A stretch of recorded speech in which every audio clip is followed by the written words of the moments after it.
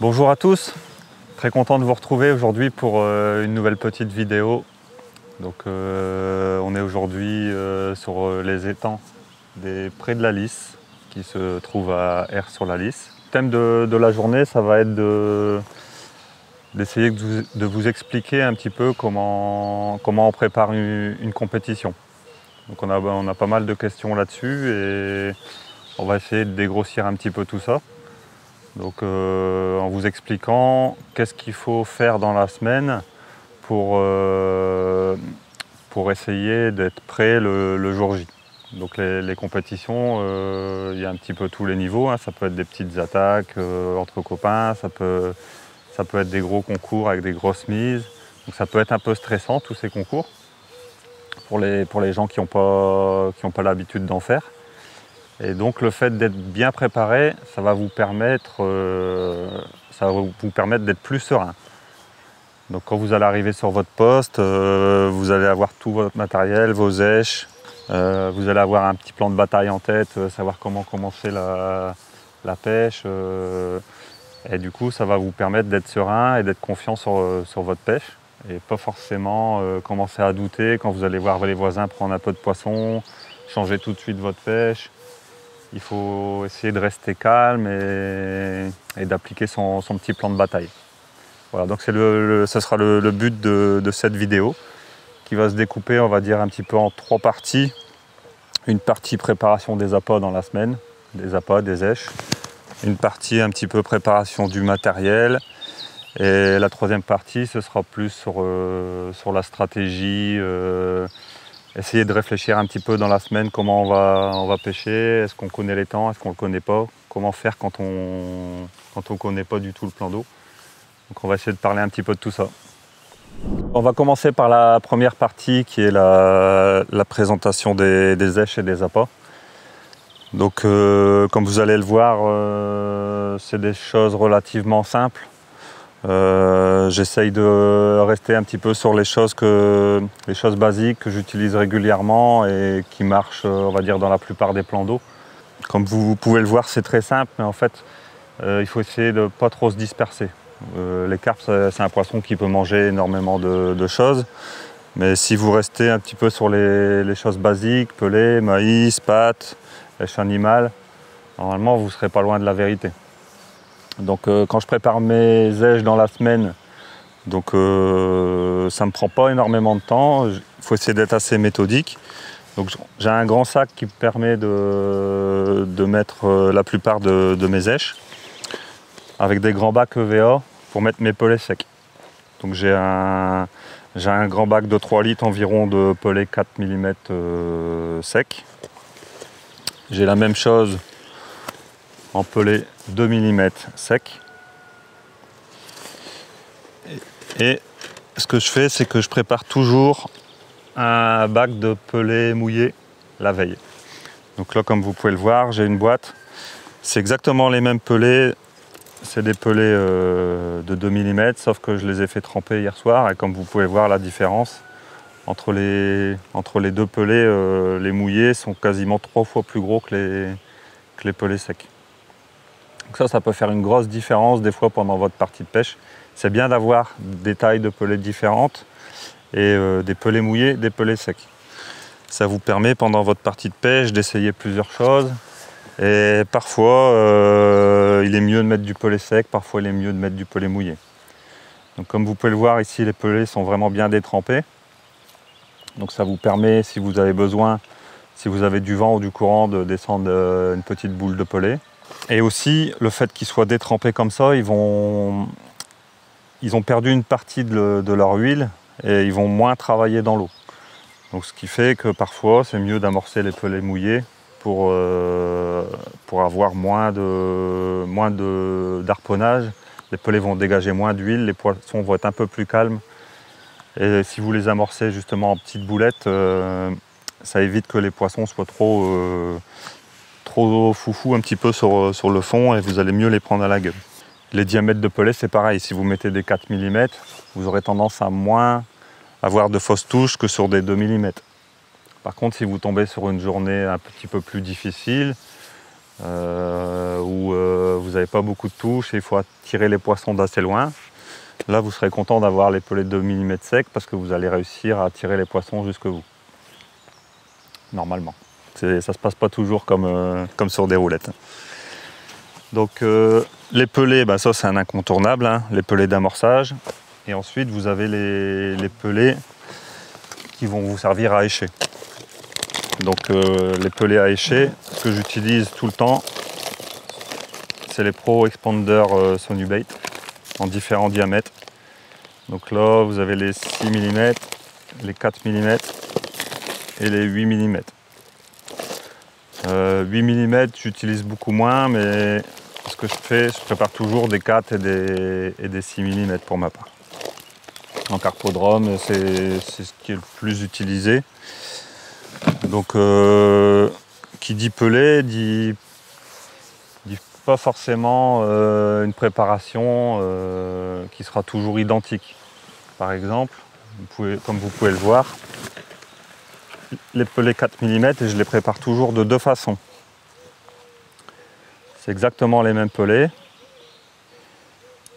mais déjà, ceux-ci sont complètement noyés dans l'eau, donc complètement gonflés, et ne vont pas avoir du tout la même densité que les petits pelés 4 mm.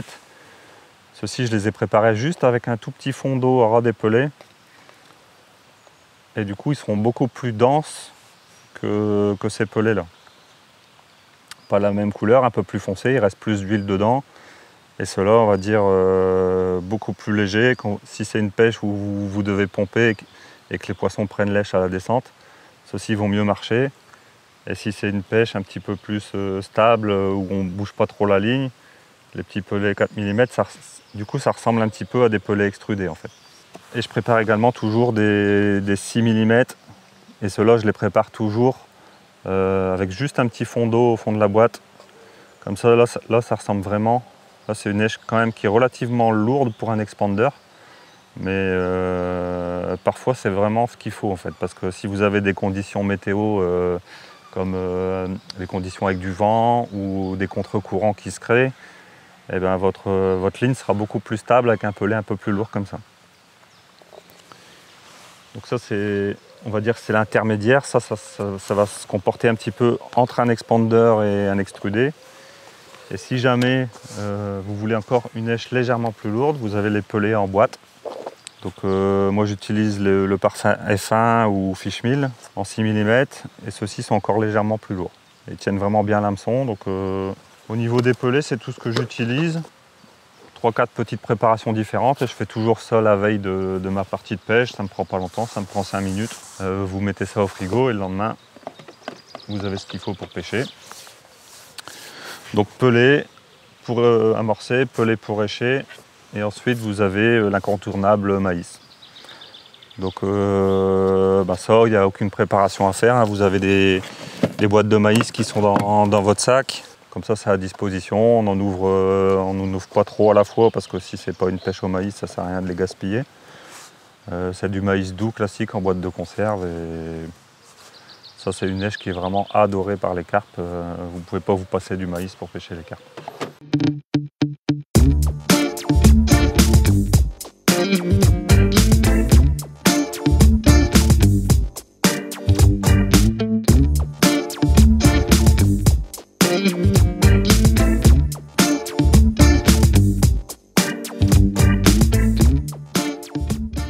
Ensuite, je vais vous parler de la pâte. La pâte, c'est quelque chose que j'utilise un peu moins en compétition depuis quelques années. J'y ai beaucoup pêché il y a quelques années, mais sur ces dernières années, j'ai trouvé que ça faisait un peu moins la différence. Donc, j'utilise un petit peu moins, mais par contre, dans l'année, vous allez forcément vous retrouver sur une journée où la pâte fonctionne bien.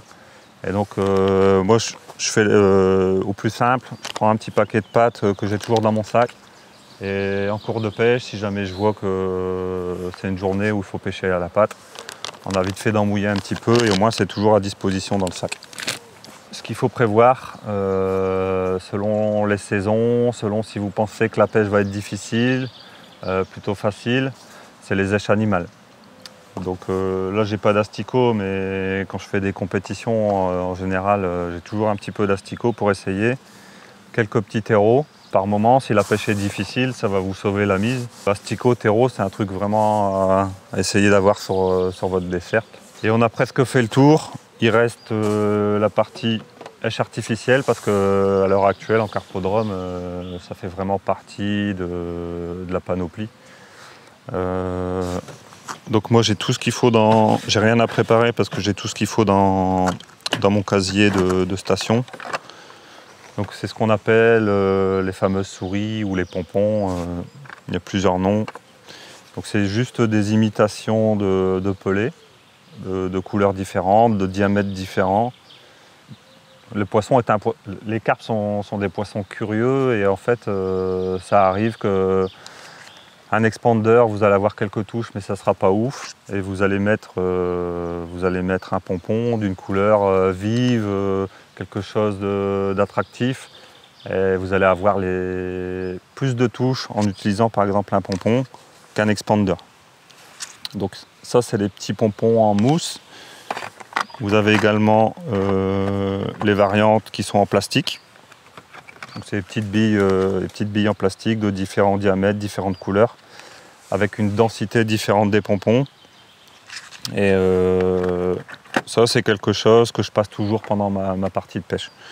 Même si je prends un peu de poisson avec un expander, de temps en temps, je vais passer une souris ou une boule magique en plastique pour voir, ça peut faire parfois la différence.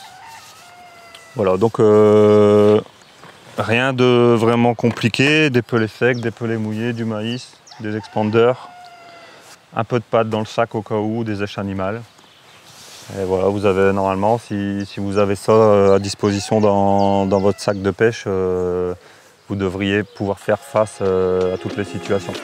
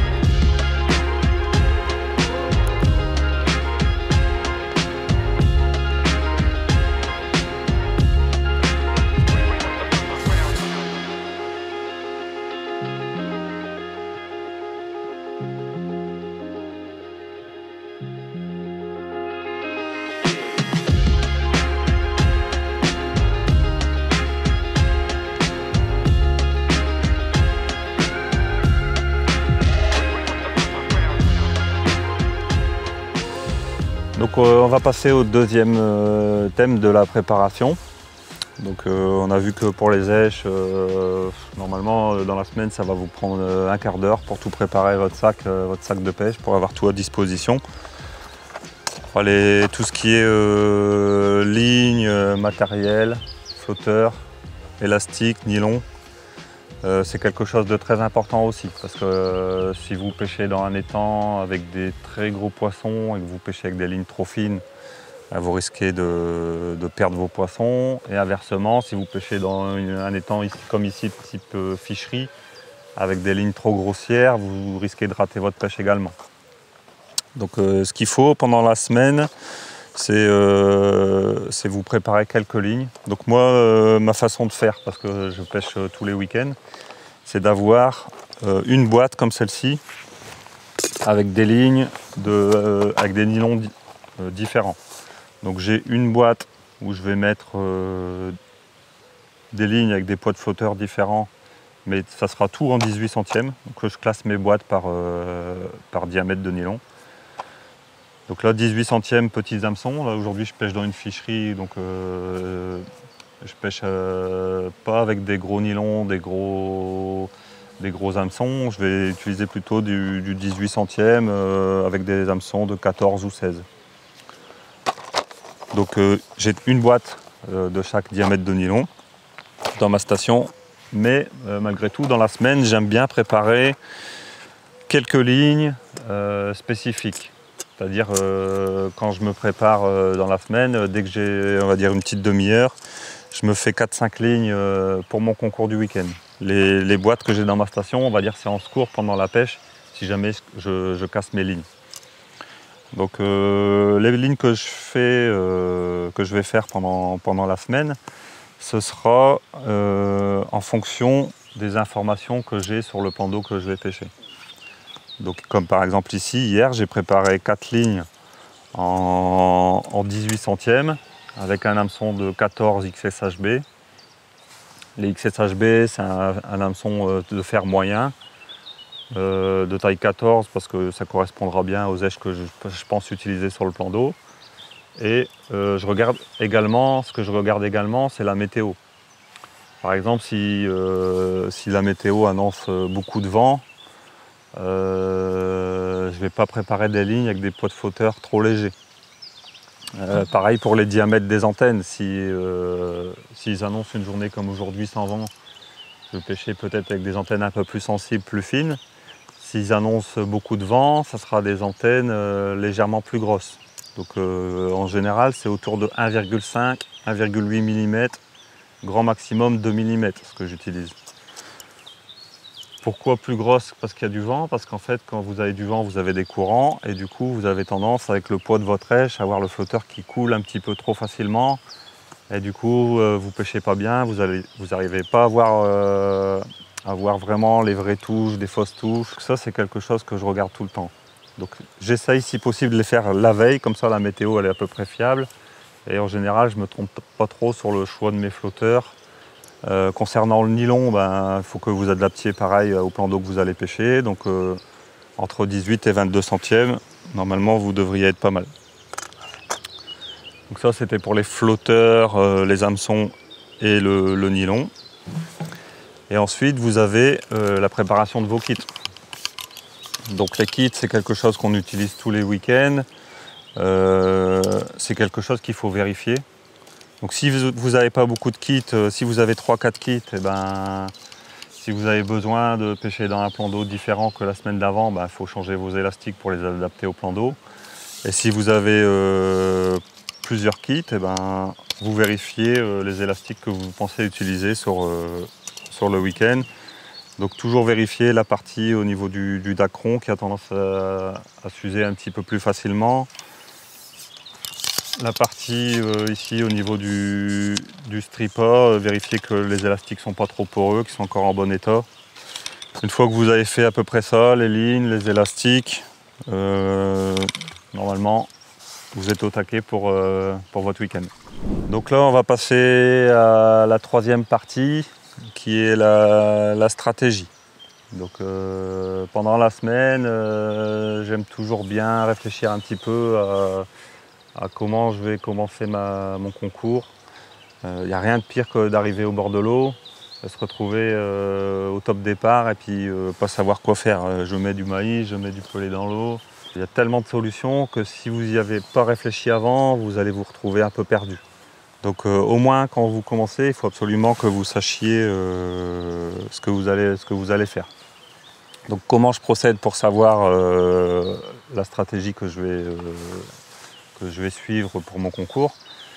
En fait, ce que je fais, c'est que j'ai une petite base de données à la maison. Donc sur mon PC, à chaque fin de concours, je note ce que j'ai trouvé important sur mon concours de pêche. Donc, par exemple, aujourd'hui, concours auprès de la Lys, ça me prend 5 minutes dans la semaine. Je note, j'ai pêché de telle façon, j'aurais dû faire ça, les erreurs que j'ai faites. Et du coup, quand je vais refaire un concours, soit dans la même année ou même l'année d'après, à peu près à la même période, je relis ça rapidement et ça me remet en tête un petit peu les choses qui étaient importantes sur le plan d'eau. Et ça me permet déjà d'avoir une petite base. Si jamais vous pêchez un étang que vous ne connaissez pas du tout, ce qui est intéressant de faire, c'est d'utiliser vos propres réseaux. Donc quand je dis réseau, c'est vos copains qui pêchent dans les étangs, les différents étangs, les copains compétiteurs et 2-3 infos. C'est du donnant-donnant.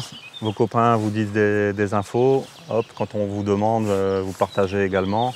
Et ça permet d'avoir 2-3 petits conseils pour commencer votre partie de pêche. Au moins vous commencez votre concours, vous savez quoi faire au départ. Vous avez votre plan de bataille en tête et vous pouvez vous y tenir une bonne partie, on va dire, de la matinée du concours.